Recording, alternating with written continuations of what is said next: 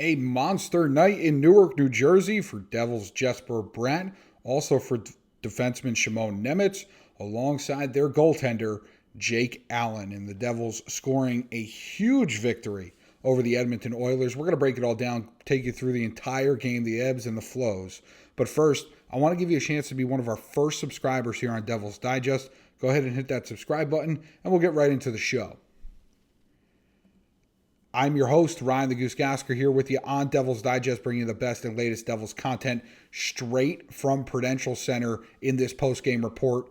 What a win for the New Jersey Devils. A gutsy effort, gutsy performance by just about everybody on the roster. But a few guys stood out. Some of them you saw in that intro video. And one is a potential fictional character. We'll get to her in a little while. But man, oh man, oh man. Jesper Bratt continues, in the absence of Jack Hughes, to be the Devils' best player, right? We always talk about how Jack is the best player. Nico, we've talked about how valuable he is doing all the Swiss Army knife type things. Jesper Bratt has taken that role.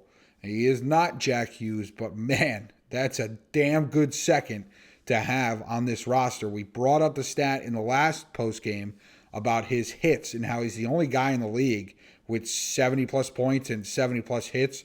He's really doing it all. Well, now he's approaching some really important milestones here. Bill Spaulding, the voice of the Devils on MSG Network, pointing out that the Devils forward is now at 57 assists on the year and at 76 points. So not only is he 7 points off his career high, which he set last year, by the way, he's also just a few assists away from passing the Devils' single-season record, which is outstanding. Okay, Jesper Bratt has been everything this team has needed to be.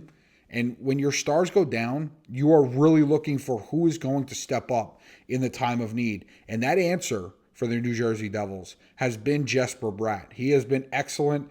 I have loved watching Jesper play really ever since they drafted. What a steal, right? No matter what you think about Jesper Bratt, whether you love him, whether you can't stand all the hoopla around him, whether you think he's too small, whether you think he's, this, that, or the other thing, watch that man play hockey, and it is just fun. I challenge you, it seems like he's like, if anybody remembers the Mighty Ducks, Kenny Wu, right? He did the pirouette, triple spin, whatever he, used to do, whatever he called the move, right? That's kind of Jesper Bratt. I'm always screaming from my section 132, do the double spin, because he loves just stopping on a dime, changing direction, and kind of making defenders, making defenders who are National Hockey League defensemen look absolutely silly. So Jesper Bratt has been vital for this team.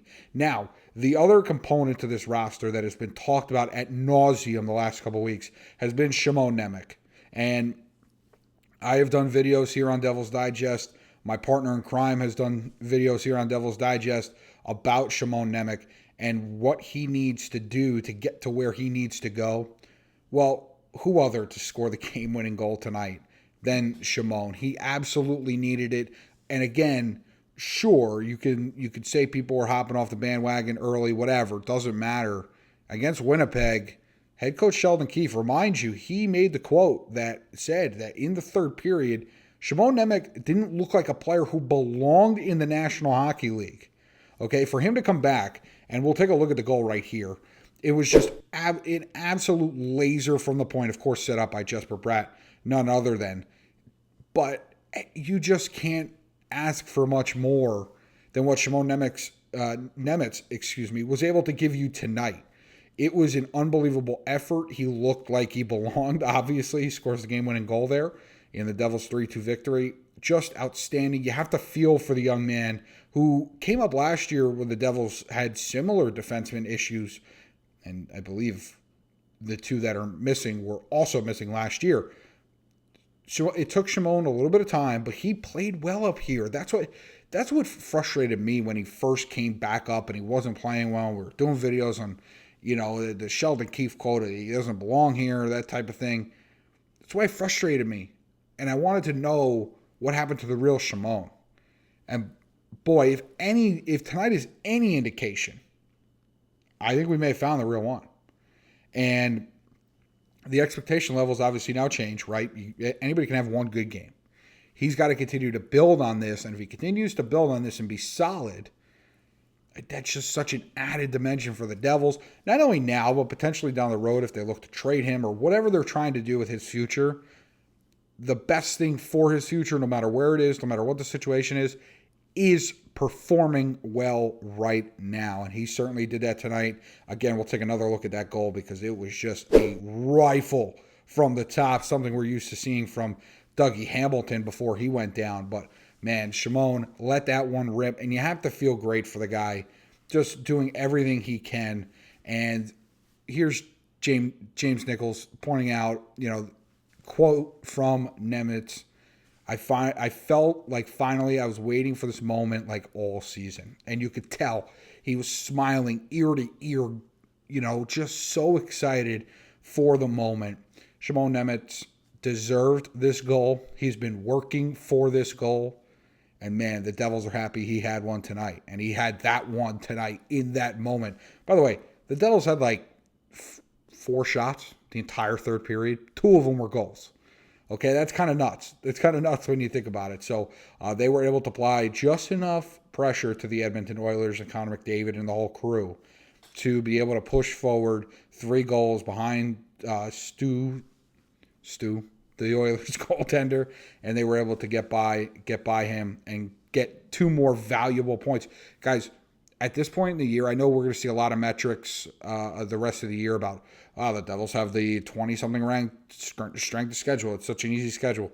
Night in, night out, this is a professional league, okay? You're going to see upsets, quote-unquote. They're not as, they're not as rah-rah as colleges are of upsets and rankings and all this stuff.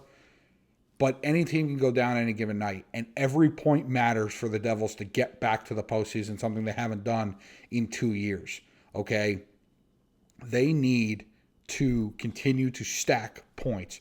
These 2 points were massive. It helps them get, I believe they're 8 points clear of a playoff spot as we currently sit here at this moment. So the Devils, and I believe Columbus lost to Vegas. So the Devils in a great spot after their win. But, as a former offensive lineman myself, you're used to not getting credit unless something bad goes wrong. And certainly goaltenders can kind of feel that a little bit, right? Sometimes they don't get the notoriety that they should, when they have good to great games, but then all of a sudden they have a clunker and all anybody ever remembers is the clunker. Well, Jake Allen was stellar in net in this game. 31 saves, 911 save percentage in 24 games this year. You can't ask for much more. I remember, and I wasn't sitting here on Devil's Digest, but I was sitting having, some food with my friends and just thinking last year about how awful their goaltending was. I believe both goaltenders were below a 900 save percentage, which is hard to fathom right now. As I mentioned, Allen has a 911 save percentage, and Markstrom's over 900 as well. He's been spectacular for this team. So the Devils getting some consistent goaltending. Now, to the fun stuff, right? This team is going to need to find a way to have some fun, okay? And I thought this quote was tremendous. This tweet, I should say, was tremendous. That Mrs. Fields and Shimon Nemec have a lot in common. Both were written off by far too many people, and both have stepped up when it mattered the most. Now, why does this matter? Because Mrs. Fields won again. That's 2 in a row.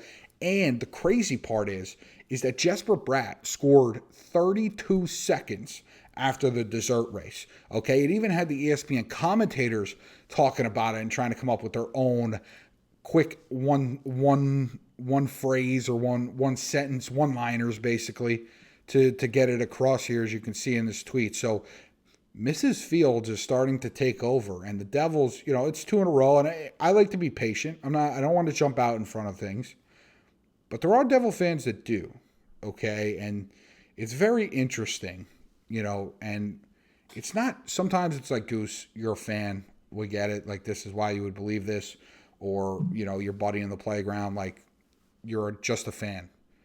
The head coach is saying that Mrs. Fields is carrying them, okay? So it's not just me. It's not just a fan. It's not the screaming fan from Section 132.